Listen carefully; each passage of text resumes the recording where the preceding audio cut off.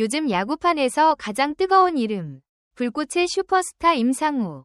지금 그를 둘러싼 스카우트들의 시선이 심상치 않습니다. 전 경기 출루, 대통령기 4득점, 시즌 타율 0.384, MVP 5번, OBS 1.147, 수치만 봐도 놀랍죠. 하지만 우리가 진짜 물어야 할 질문은 이것입니다. 그리고 그 모든 퍼포먼스가 진짜 잠재력의 결과인가? 아니면 미디어 효과일 뿐인가? KBO 드래프트의 상위권 지명 기준은 여전히 보수적입니다. 고교생 중심, 나이 우선, 보여준 것보다 보일 수 있는 가능성을 더 중시하는 구조. 그 속에서 임상우는 예능 프로그램이라는 독특한 무대를 통해 전국 팬들에게 자신을 각인시킨 보기 드문 선수입니다. 그의 사례는 단순한 유망주의 성공담이 아닙니다. KBO 스카우팅 시스템이 지금 변화의 문턱에 서 있는지를 보여주는 지표죠. 시청자 여러분이라면 어떨까요? 만약 당신이 스카우트라면 이런 선수를 1라운드에서 지명하시겠습니까? 오늘 우리는 그 질문의 끝까지 따라가 보려 합니다. 그리고 그 중심에서 다시 태어난 선수, 임상우의 진짜 가치를 파헤칩니다. 사실 임상우는 처음부터 주목받는 선수는 아니었습니다. 경기고등학교 내야수, 성실하고 기본기 탄탄한 선수였지만 스카우트 리스트엔 이름조차 오르지 못했습니다. 그 이유는 명확합니다. 첫째, 팔꿈치 부상. 정상적인 캐치볼조차 어려웠던 시절이 있었습니다. 수비는 물론 타격 타이밍까지 흔들렸죠. 둘째, 타이밍의 불운.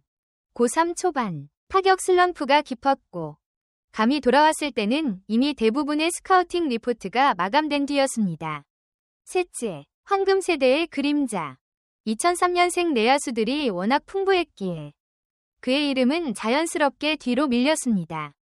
결과는 지명 탈락. 수많은 동료들이 프로 유니폼을 입던 날, 임상우는 조용히 야구를 접을까 고민했습니다. 하지만 그는 멈추지 않았습니다. 그는 단국대를 선택했고 그 선택이 그의 커리어를 다시 태어나게 만든 리셋 버튼이 되었습니다.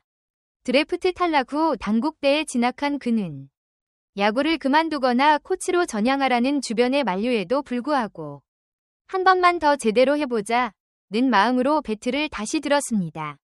1학년 때는 거의 출전 기회가 없었습니다. 주전 유격수는 이미 화제의 인물이었던 유현인.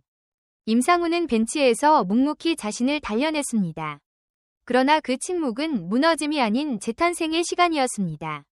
2학년이 되자 그는 내야와 외야를 오가며 멀티포지션으로 활약했고 코칭 스태프의 신뢰를 얻기 시작했습니다. 그리고 3학년. 그의 잠재력은 마침내 폭발했습니다. 시즌 타율 0.384, OPS 1.147, 결정적인 순간마다 강한 멘탈로 팀을 이끌었죠. 그는 단국대를 대표하는 핵심 선수로 자리 잡았고 23세 이하 국가대표로도 선발되었습니다. 이 모든 과정에서 중요한 포인트는 단 하나. 그는 재능으로 성장한 선수가 아니라 시간과 반복으로 증명한 선수라는 점입니다. 그가 다시 대중 앞에 선 무대는 바로 불꽃야구였습니다. 전국 단위의 실전 무대이자 KBO 스카우트들이 가장 주목하는 예능 프로그램. 임상우는 트라이아웃을 통과해 정식 멤버로 합류했습니다. 그리고 42일 만에 MVP. 시즌 MVP 5회. 전 타석 출루 경기까지. 그는 예능이 아니라 마치 압축된 프로리그 한 시즌을 통과한 선수처럼 성장했습니다. 많은 사람들은 말합니다. 불꽃야구는 예능일 뿐이다. 하지만 과연 그럴까요? 임상우는 단순히 보여준 것이 아니라 매 경기 자신을 시험대에 올리고 약점을 고쳐가며 진화한 선수였습니다. 초반엔 송구 실책도 있었지만 김성근 감독의 지도 아래 타격 메커니즘을 교정했고 수비 집중력은 경기마다 눈에 띄게 향상되었습니다. 서울고전에서는 4가지 수비 패턴으로 아웃카운트를 잡아내고 정근호와 더블 스틸을 성공시키며 센스 있는 유격수라는 평가를 받았죠. 이쯤 되면 우리는 다시 묻게 됩니다. 아니면 그는 이미 그런 실력을 가진 선수였고 불꽃야구가 단지 그것을 드러낸 것뿐일까? 정답은 후자입니다. 불꽃야구는 선수를 만들어낸 게 아니라 숨겨진 실력을 세상에 증명할 기회를 준 무대였습니다. 그렇기에 임상우는 카메라에 잡히기 좋은 선수가 아니라 진짜 야구판에서도 통할 수 있는 준비된 실전형 선수입니다. 이제부터는 프로 스카우터의 언어로 그를 분석해보겠습니다. KBO 표준 스케일 20에서 80 기준.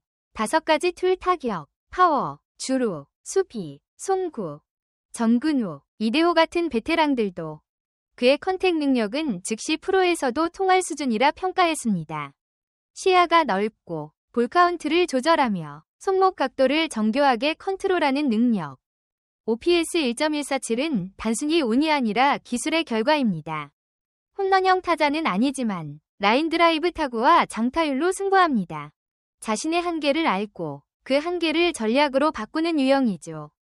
KBO 상위 5% 수준의 스피드, 20경기 16도루, 성공률 80% 이상, 상대 포수의 견제를 무력화하는 게임 체인저입니다. 빠른 반응, 넓은 수비 범위, 경기 흐름을 바꾸는 수비 센스. 초기 실책은 있었지만 완벽 수비 장면이 늘어나며 완성도를 증명했습니다. 어깨 힘은 평균 이상, 하지만 정확도는 개선 필요. 중심이 흔들릴 때 송구가 불안정해지는 경향이 있어 스카우트들이 가장 집중해서 보는 포인트입니다. 이 분석을 종합하면 임상우는 완성형 히트 앰퍼샌드 런형 유격수, 즉 공격형 리드오프 또는 2번 타자의 이상적인 프로필을 갖추고 있습니다. 이쯤에서 다시 묻겠습니다. 여러분이 스카우트라면 이 오툴 프로필을 보고 몇 라운드에 지명하시겠습니까? 그의 실력은 분명 검증됐습니다. 하지만 프로 무대는 언제나 냉정하죠. 임상우가 어떤 팀에서 어떤 역할로 쓰일 수 있을지, 그리고 그가 진짜 1라운더로 인정받을 수 있을지, 그 이야기는 다음 파트에서 이어집니다. 이제 질문을 이어가 봅시다. 프로에서 임상우는 과연 어떤 선수로 자리 잡을 수 있을까요? 그는 단순히 좋은 선수로 끝날까요? 아니면 KBO의 판을 흔드는 새로운 상징이 될까요? 임상우의 플레이 스타일은 명확합니다. 홈런을 노리기보다는 컨택, 스피드, 그리고 안정적인 수비에 초점을 맞춘 선수죠. 이런 유형을 KBO에서 찾자면 바로 전 삼성의 김상수 선수가 가장 가깝습니다. 하지만 임상우는 김상수보다 더 빠르고, 더 젊고, 더 공격적입니다. 그의 타격은 컨택 중심이지만 타구질이 뛰어나 외야를 가르는 이 루타를 자주 만들어냅니다. 이 말은 곧 출루율이 곧 공격력, 이되는 유형이라는 뜻이죠.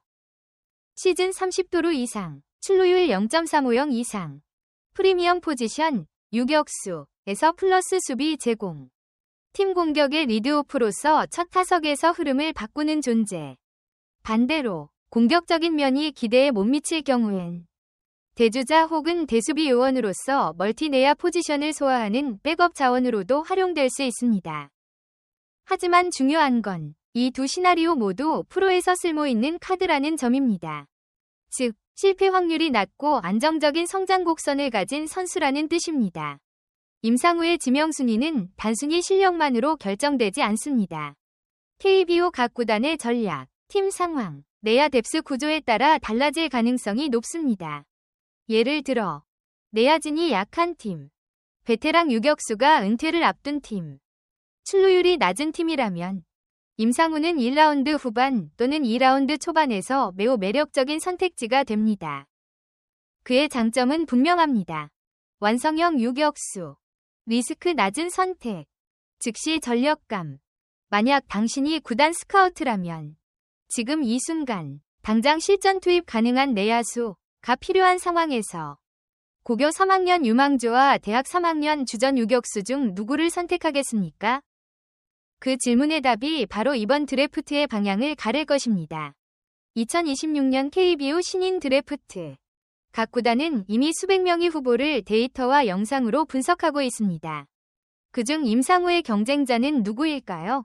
가장 먼저 주목해야 할 건 고교 유망주들입니다. KBO 드래프트는 전통적으로 고교 선수 중심입니다.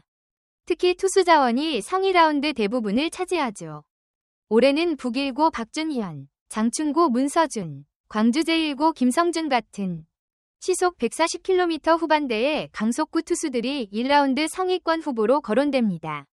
야수 쪽에서는 덕수고 오시후, 부산고 안지원처럼 공수주를 겸비한 오투령 유망주들이 임상우의 직접 경쟁자로 등장했죠.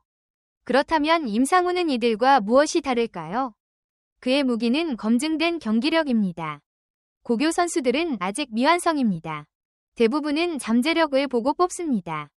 하지만 임상우는 이미 대학 리그와 불꽃 야구를 통해 프로 수준에 가까운 실전 퍼포먼스를 여러 차례 증명했습니다. 그가 경험한 경기 환경은 단순한 아마추어 리그가 아닙니다. 전국 방송으로 중계되고 수백만 명의 시청자가 지켜보는 실전 압박 리그였죠. 이건 단순한 기술이 아니라 멘탈, 집중력, 경기 적응력까지 검증받았다는 의미입니다. 하지만 현실은 여전히 냉정합니다. KBO 드래프트는 기본적으로 고교 중심 시장입니다. 대학 4학년 선수는 이미 나이가 많고 성장 여지가 제한적이라고 보는 시선이 많죠. 이게 바로 인구 통계학적 불리함, 즉 드래프트의 구조적 벽입니다. 따라서 임상우가 그 벽을 넘어 1라운드에 진입하려면 단순히 실력만이 아니라 확신을 줄 만한 완성도가 필요합니다. 그는 이미 그 증거를 보여주고 있습니다. 타격, 수비, 주로 3박자 밸런스, 그리고 무엇보다 프로급 멘탈이 있습니다. 시청자 여러분께 다시 묻겠습니다. 여러분이라면 어떤 선수를 선택하시겠습니까?